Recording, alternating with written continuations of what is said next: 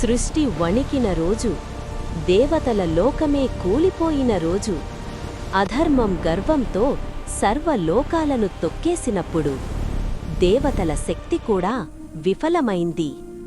మహిషాసురుడు బలంతో కాదు, అహంకారంతో రాజ్యమేలాడు.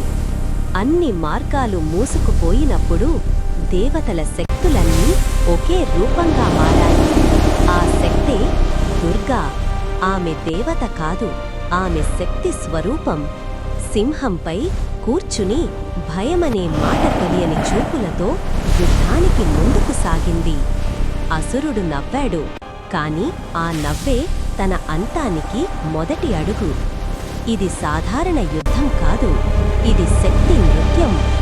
అధర్మం ఎంత రూపం మార్చినా శక్తి ముందు నిలబడలేకపోయింది. ఒక్క ఘడియ, ఒక్క దెబ్బ, చీకటి కరిగిపోయింది. ఈ విజయం కోపంతో కాదు, న్యాయంతో సాధించబడింది. శక్తి నిద్రపోదు, అవసరమైతే సృష్టినే వణికిస్తుంది.